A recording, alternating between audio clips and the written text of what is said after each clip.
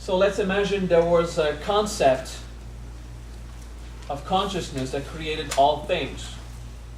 The Creator, the Father, Brahma, Heye, Osiris, name it how you want. The idea of an origin that produces all things. As a human, do you think God, when He created creation, enjoyed it or despised it? He probably enjoyed it. When everything manifested happened in manifestation, was it a wonderful experience or a despicable experience? It probably was a wonderful experience.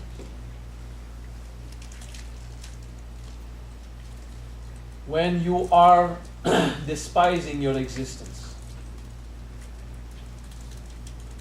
understand that this is not a divine perspective on your existence. It's a personal perspective, and it's okay. Maybe you have suffering sometime. It happens.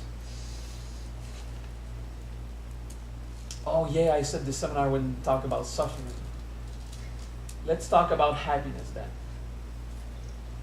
And everything that prevents it. It's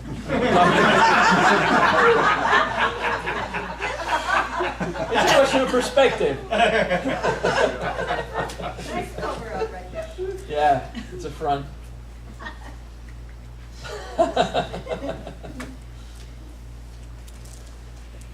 Attitude is one of the things that allow you to be happy or not. But just telling to yourself, I have to change it, my attitude, doesn't tell you in what attitudes to change to. Huh? If you're negative, forcing yourself to be positive won't work because you're negative. It'll never work. You have to train yourself daily in forcing yourself to find stuff positive even when you don't. Small scale, one thing at a time. If there is something that you cannot possibly find positive, especially causes of suffering, well, don't try to find them positive. It's too hard. Your mind will fight it. If your mind fights it, there's no way you're going to convince yourself, oh, it's so wonderful to be robbed of all my goods. I love it. No, probably that you will not enjoy that. Okay? So you can't fool yourself with crazy stuff. But you can change your attitude in the more natural and mundane things. When you're doing the laundry, usually you could find something more, not more productive, let's say more entertaining in doing the laundry. Can you try to force yourself in doing the laundry and try to pretend you enjoy it? At least start with pretending, okay? And use it as a meditation, or to think of other things, or to train yourself in doing mantras, or to be mindful. If you're just going to go to do shopping, can you say, oh, I'm going to practice just walking in a happy state of being? Can you try to be happy with little things until you master this art? And you can do the next step, which is finding divine grace in everything. Now, first you need to practice yourself at whatever is just not entertaining to find it happy moments, because nothing wrong is going on. A stepping stone. Eventually you will want to embrace the negative stuff and say, another thing to make me grow. Wow, I love it. Some of you got this, huh? There was something that most humans would see as suffering and say, a divine grace. I can learn from that. I'm so happy. Someone is scolding you for 15 minutes and you're just listening very happy to every single word. Well, a few people I know in this room experienced that. Because they got to the point where suffering are hidden graces. Now that's not obvious. And I don't want to argue with you. I don't want to argue with you that when suffering was imposed on you, it was not blissful, it was not happy, but it was a divine grace, a way for you to learn something. I don't want to argue. If you want to convince me that no, it was an awful thing to do, it should not never have happened. Well, yeah, okay. At the level of the human, no, it should not have happened. No one should have to face something like murder or rape or being beaten up. No one. But when it happens, at the causal level of your soul, there's something that you want to discover, not as a human. Remember this morning's speech? When the New Agers say, everything that happens in your life, you caused it. Well, no, your ego didn't want to go through suffering. But your soul has a completely different agenda. And what your heart finds to be suffering, maybe your body finds enjoyable. And what your body finds suffering, maybe your mind finds enjoyable. And when some people become sick at this level, you get sadomasochist people and stuff like that. Some people will find pleasure at causing great stress on their nervous system. Some people jump out of planes with no parachute, but just a pair of wings, I don't know, strapped to a motorcycle and end up in a pool of acid with razor blades. I don't know, some people do extreme sports of various styles, just to provoke intense feelings, you know? So, there is a way to find happiness in pretty much everything. I can assure you, if someone would want to physically beat me up right now, I would not enjoy it. Okay? But you can be sure I'd be observing and watching where is the grace of God in that. And maybe I would be in a state of gratitude, although there is pain. Because it happened in the past. Where I was in a state of gratitude, thank you for compacting more of this consciousness in my body.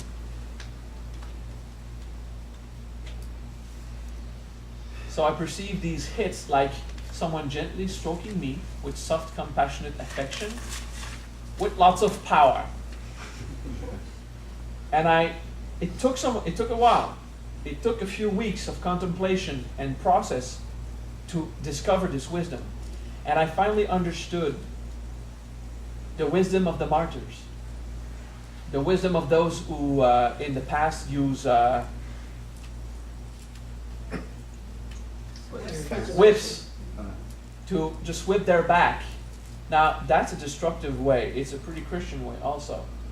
To impose a suffering on yourself so that you will have no choice than to resort to God for your happiness. Okay? It's a intense practice that I really discourage. But there are practices of sacrifices like that. I told you I teach about sacrifice. There are experiences of sacrifice like that I really do encourage. Small scale would be put 5 chocolate bars at random places in your apartment and don't eat chocolate for 1 month. Or it would be like my practice, I would put pepper on everything. I would always have the pepper grinder right in front of my plate for 1 month and not put pepper. Okay? To start trialing myself. Okay? And then I went to another level of sacrifice. At a time that I was younger and sexually more active, self-sufficient, or with others, I would go through an entire week of no sexual activity and just endure the pressure and observe it. I would spend 5 days without eating and still go to work. Of course, if you don't have the system to do that, don't do it. I mean, don't hinder yourself. I could do it. I had the system. If you don't have it, don't do it. Start with 1 day. Then 2 days, if you can. Then 3 days, like a few months after. If you're above 60, well, it's not recommended. Okay?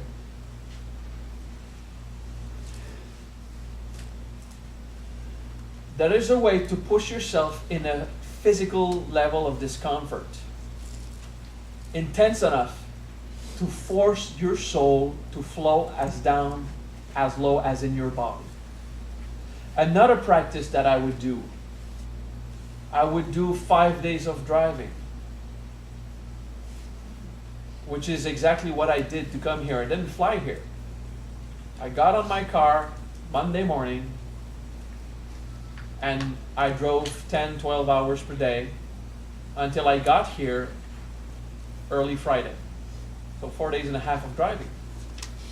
And if there's anything inside me that wanted to entertain himself, anything inside me that wanted to just get out of a state of boredom, I would look at it. So actually what I did, I was absorbed in a state of great feeling of pure existence with nothing to disturb me from that state. But I assure you, the first time I did it, a lot inside me just wanted me to stop. I mean, take 1 more day, split the hours on a longer range of time. You understand? That's an example of thing I would do. But my job permits me to do that because my income keeps coming in. If I sell books while I'm driving, I mean, the books are being sold by a system. Okay? So it's okay. I can permit myself to do that. If you have 1 week of vacation per year, don't do it just driving around in case you're not bored, you know? Enjoy yourselves. There is always a way for everyone to impose yourself a small level of discomfort, to push you to your limits, to force you to just incarnate and be there happy out of your own will. And not wait for this happiness to be provoked by the outside. Atma yoga, but in your soul and your body.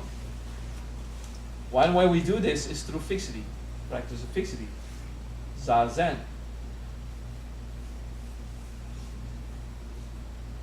We do this. Sitting immobile, not thinking, or as less as possible, until you can actually not think. What is the other practice which is no mind at all? Shikantaza. Japanese approach of no mind at all. And you can actually flatline, nothing on your electroencephalogram.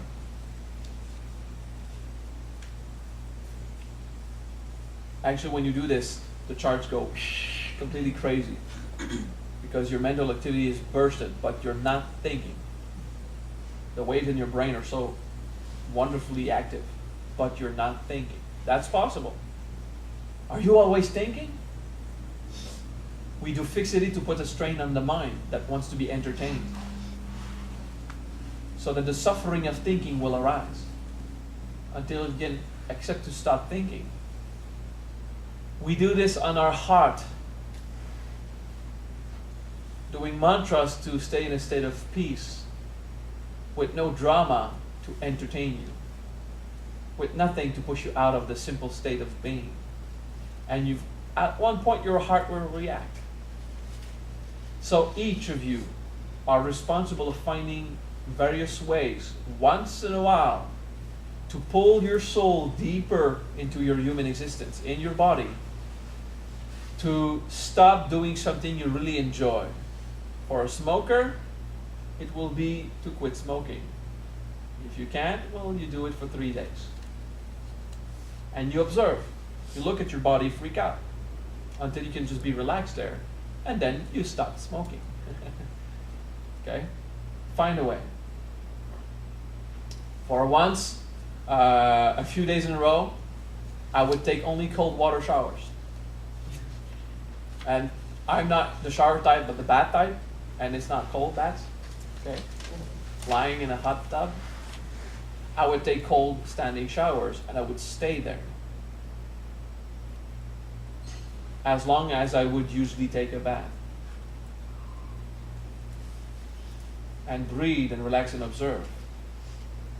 It's just a little trial on your body a few days in a row. Don't do it if you can't bear it, but if you really want to incarnate your soul, you need to bring physical sensation that strain you, shock you just a tad. That it's tons of stuff that will not damage you. Okay? If it's something that can damage you or cause you to become ill, never do that. It's stupid. You'll be healed. Alright?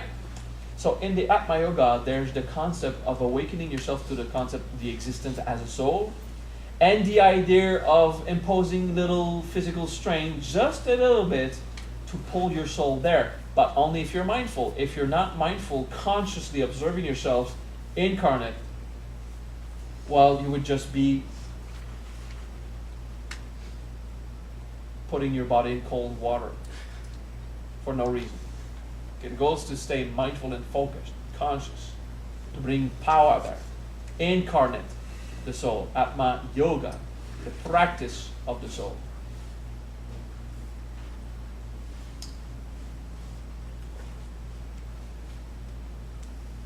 Another thing you have to do is joy. Laugh. Every day. If you didn't have a reason in your day, then laugh for no reason. Let me give you an example. Are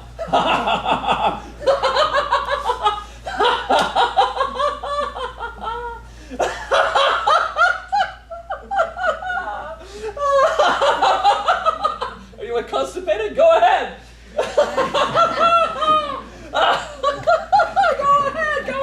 You're not ashamed of yourself. Look at me. You can't be ashamed of yourself.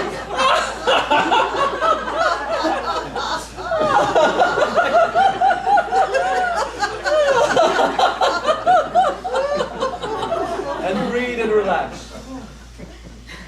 Can we have a recording of that? You have it. No, CD. I'll dump it on the MP3 if you want.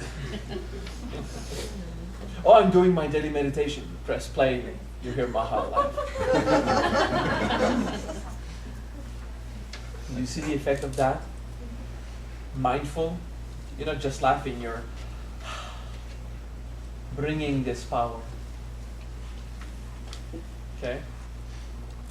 So as much as I'm telling you, try to impose a few little uncomfortable things once in a while, and not for long periods of time, just a few days, and then you stop. 1 month later, you'll do another experiment. Also impose yourself pleasant things. Laugh. You're on a diet? All right. But once in a while, you have to take something that you enjoy, regardless of its effect on your health, unless it has a really bad effect. I mean, having a chocolate cake didn't kill anyone so far. All right? I'm not talking about 12 ounces of Coke. I mean, the lion thing. No, that's bad for your health. It will destroy you. But how about you're a vegetarian, but you always enjoyed steak before you became a vegetarian, imposed by your new philosophy of being, because you can't kill animals. Well, have a big steak with a glass of wine and, just enjoy it once and then be done with that. Go back to pretending you're vegetarian.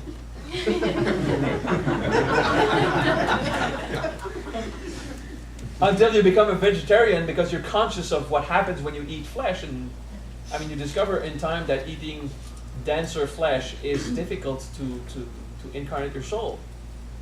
So you kind of limit yourself. But if it's that what produced joy for you, give a boner to your doggy. Now, sorry, that was a very bad. Humor is gone. I need a T-bone. That's a joke. I mean, unless this is really what will stimulate you in your month. No, that's awful. No, I'm teasing you. Give a T-bone to your ego, if it's what it requires, okay? Oh man, some people are so stiff.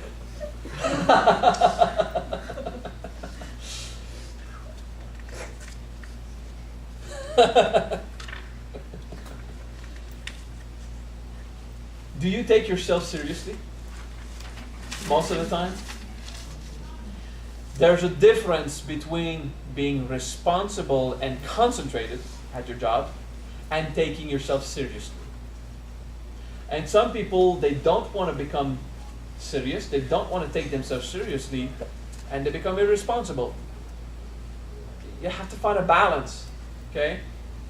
Don't be serious and stiff, but it doesn't mean that you become anarchic and you just have a wild mind and do whatever it takes to entertain you and wreak havoc and sow chaos around you. No, that's stupid. Be focused, be serious when it requires, and then drop out of it. I know someone who was serious like for 20 years, just stick serious. No, not 20 years in a row, but I mean, only 100 hours a week. Stiff serious. Did it happen? Who experienced that? Extremely serious, rigid, and everything has to be focused and always in place.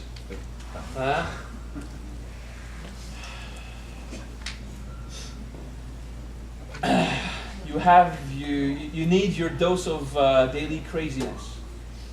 That will not cause suffering. That will not damage goods or your body or other people's body. Oh, I'm not serious. No, I mean, be responsible, but still, goof off. Enjoy life. Okay?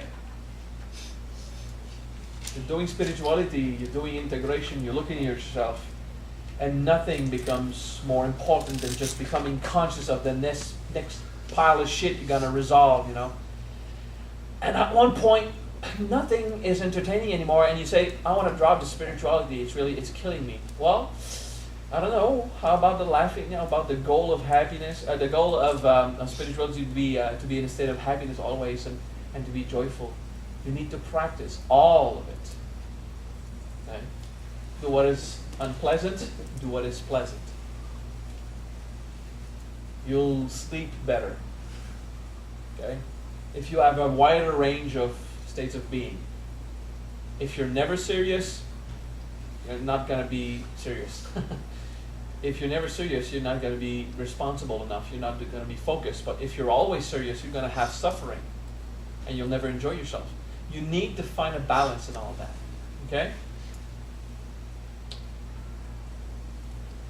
Are there any questions regarding today's teaching before I hop on the last part of today? You're okay? Yeah? If we integrate the joyful things about ourselves, do we become detached to it?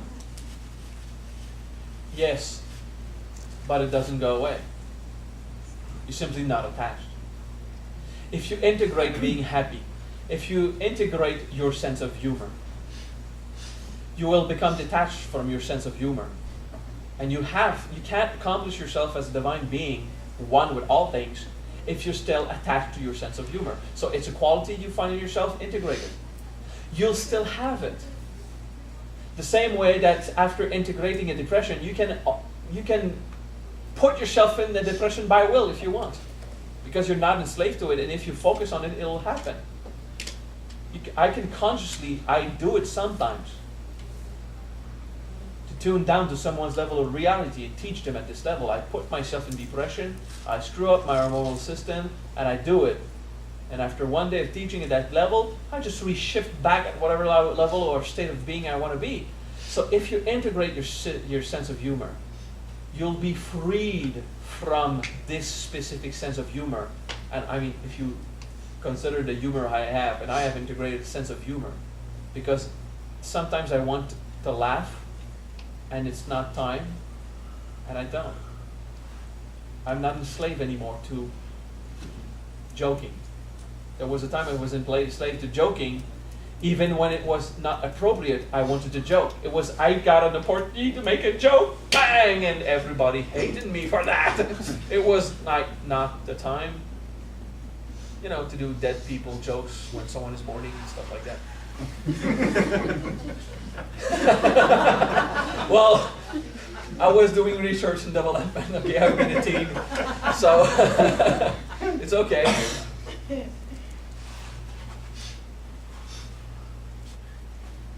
I had to integrate my sense of humor and free myself from it. And I think I still have humor. It's good. The worst moment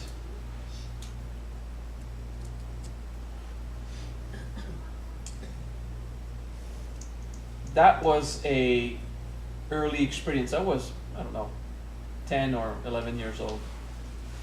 And one of my good friends at this time, I found him to be a good friend for me. He didn't really find me to be a good friend for him. I was just the only option. And his brother was having an epileptic crisis. It was like, having nervous shock and stuff like that, and passing out, and autistic, and I don't know, he had some condition. And someone came and asked while I was in this family, in their kitchen actually, next to the door, and someone asked, what's going on with this guy? And I answered, oh, he's a veg. We could actually make soup with that guy. Oh, that wasn't appropriate. I was 10 years old, but it's how I learned the importance of always paying attention, what are others hearing, as opposed to what am I saying. The important thing when I say something is not what I say, it's what they hear. It's how they will interpret it. So it started me in this path of skillful expedient means.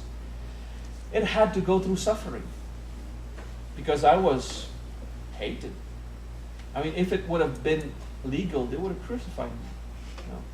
They were extremely mad. I got shouted and scolded so bad, thrown out, could not be allowed to meet my friend for a while. Although I said I'm sorry 100 times, when they were ready, they said, if you want to come back again, you have to come and say you're sorry. All right. I thought I kind of did that a lot. I really felt the guilt. I started integration at an early age. And I went and I said, I'm sorry. And it also showed me that some people only perceive reality through their own limited system. As 40-year-old adults, not a single time they took in consideration that was just a 10-year-old child with no experience in life. They were so struck with the anger of having a strongly handicapped child, that I became a target of their hatred for a week or so. So I understood that not a lot of people want to have compassion in their lives. They fight it. They go against it. They don't really want to understand where this suffering comes from. It doesn't come from my joke. It came from their hatred of life, their pain. My joke simply revealed it to them. It wasn't appropriate nonetheless. So that's how I learned. It's just another life story that I like to tell a little personal life story because I share how I do things. Maybe someone in this room has an experience of doing something inappropriate they just ignored at the time, and it took them an experience of suffering to discover, okay, so we really need to develop compassion. Okay, we all have our little life stories where we were an asshole at one point, and yeah, it's okay. We have to go through that, don't we? We breathe and we relax.